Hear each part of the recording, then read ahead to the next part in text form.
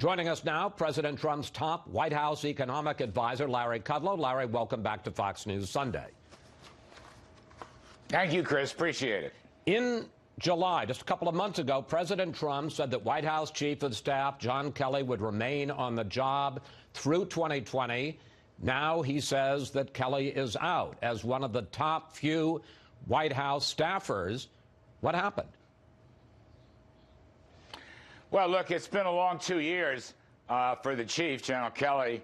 He ran Homeland Security and has been running the White House staff. I think, by the way, he's been a very good chief, very orderly processes in the White House. As you know, it's not an easy thing to do.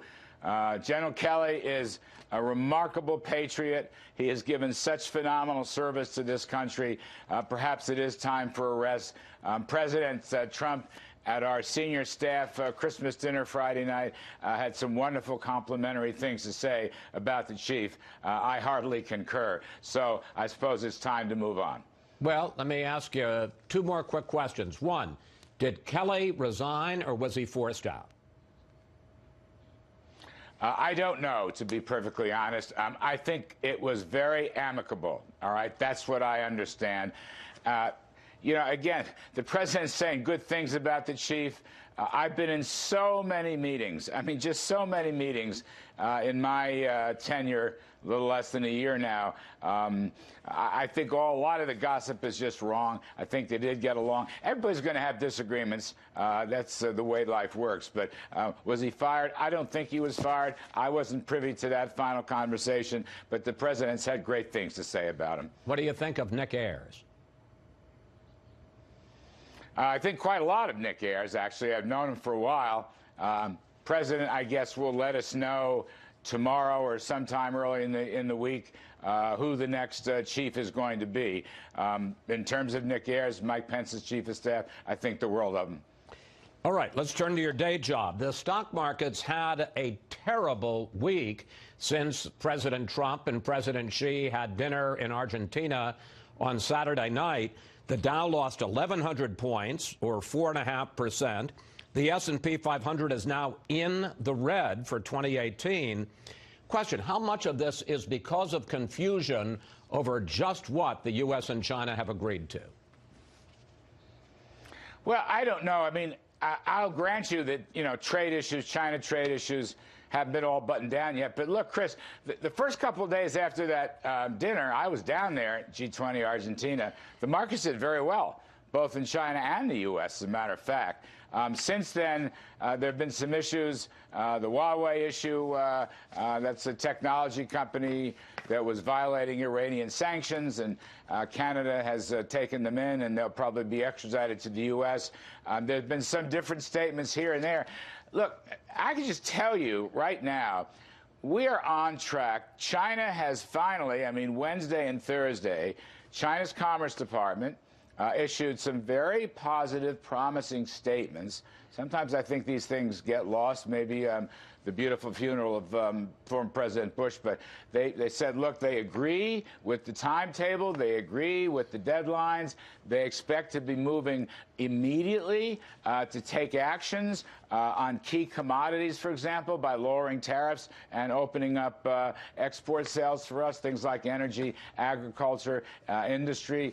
Something like 35 Chinese agencies and the Supreme Court are now working on new legislation to deal with the IP theft issues and other technology issues. Larry, the reason... So when you piece it together, Chris, there's a lot of good things out there, and I think sometimes it gets lost in the shuffle. Well, here's part of the reason it's got lost and why it took till Wednesday or Thursday to people find out about it, because there are big differences between how the president and the White House is describing what was agreed to and what the Chinese are saying was agreed to. And let me put a couple of them up.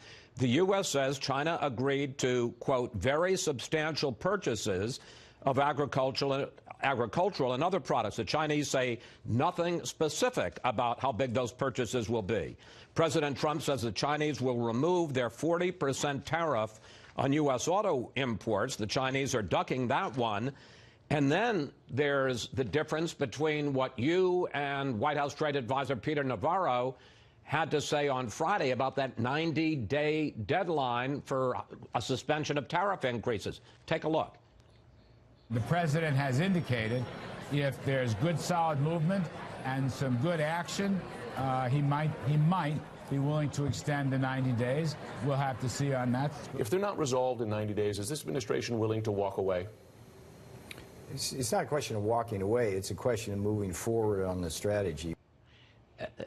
That contradiction between you and Peter Navarro led to a 500-point drop in the Dow on Friday. Forget the Chinese. The White House can't seem to get its own story straight. Well, with all respect, I don't think there's much daylight between Peter and I. We are focused right now on this first 90-day increment. Regarding what may happen in the future and presidential considerations, that'll be up to POTUS, of course, working with President Xi. I really think that's an exaggerated point. But, Chris, look, I understand people are looking for these issues. Let me just read very quickly. Here was the Chinese Commerce Department announcement. I think it was Wednesday or Thursday. China will immediately implement specific issues that have been agreed upon by agriculture products, energy, and automobiles. Automobile tariffs announcements going to come from the State Council Tariff Commission. As I said earlier, it was also announced that a number of Chinese government agencies and the Supreme Court are looking at new laws to prevent intellectual property theft. These are very strong indications. President Trump himself, I remember he called me early Thursday morning to say, did you see that announcement? Did you see that announcement? And I did, and I think it's very positive. Really, we're making more progress now on more specific issues than ever before. Now, let me just add quickly, trust but verify. That's very important. Ambassador Lighthizer will be looking very carefully in the course of his negotiations. He will evaluate. He will make sure there are enforcement mechanisms and timetable mechanisms. Right. That is terribly important. Nothing in this game is done until it is absolutely verified to our satisfaction. So that's a caveat. Okay, and I don't want to lose that. However, but having said that, the Chinese own statements are really very positive. Okay. Well, except that, for instance, the president tweeted 40%. A tariff on auto imports is lifted. The Chinese have not committed to that. And there was a big bump in the road on Saturday night. President Xi and President Trump are sitting there having dinner together. You're at the table with them. And suddenly there's the arrest last Saturday of Meng Wanzhou, the chief financial officer of telecom giant Huawei, as you say, for allegedly violating U.S. sanctions on trade with China. Couple of quick questions. One, did President Trump know about that arrest when he sat down to dinner with President Xi? And if not, what was his reaction afterwards? He did not know. He did not know, and he had no reaction afterward. Well, the reports have been that he was livid, and frankly, just as an outsider, if one of the top businessmen in the other person's country was being arrested while I'm making nice at dinner, I'd be livid. He didn't know, okay? I'll just state that unequivocally. He learned way later, by the way, way later. Look, regarding the Huawei prosecution, let me just say that's a law enforcement action. It's primarily Department of Justice. It is a very important issue because the evidence suggests, at least so far, the alleging suggests that Huawei did break the Iranian sanction through different financial channels. We will see how that plays out. That's a enforcement channel. Can I just ask you a question about how we're talking about it? I just want to ask you one question about how it plays out, if I may, Larry. Republican Senator Marco Rubio said this week after the arrest that Huawei, a telecom giant, is a bad actor. Here is Rubio.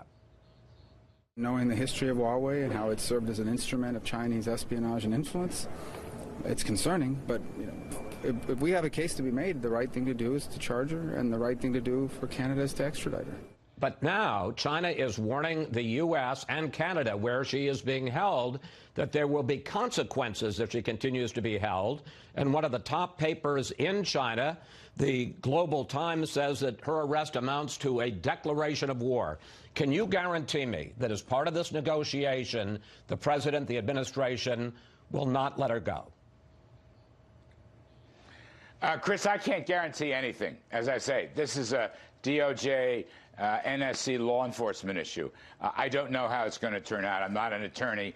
It's outside my lane. So we will see. Look, the U.S. has laws about these things. The U.S. has a number of laws on the books now that protect a number of points. I mean, not only violations of sanctions, be it Iran or other countries, we have laws about anything that was stolen. We're discussing laws. People can't do business in the U.S. or sell us goods, services, intellectual property that we think was stolen. So that's just being tough and protecting the family jewels, in my judgment, and that's protecting the integrity of U.S. national security policy. Very, very important. How this affects trade, Chris, I can't sit here and be absolutely definitive. All I'll say is it seems to me there's a trade lane that we are discussing where you and I both agree the early returns from China are very positive, and it looks like we will get new actions. And there's a law enforcement lane. They're different. They're different. And I think President Trump and President Xi and lower officials will generate or continue to keep that difference. I might be wrong. I can't predict the future on this thing, but they're different channels, and I think they will be viewed that way for quite some time. Larry, thank you. Thanks for your time, and we'll watch how the markets do this week. Thank you, Chris. Appreciate it.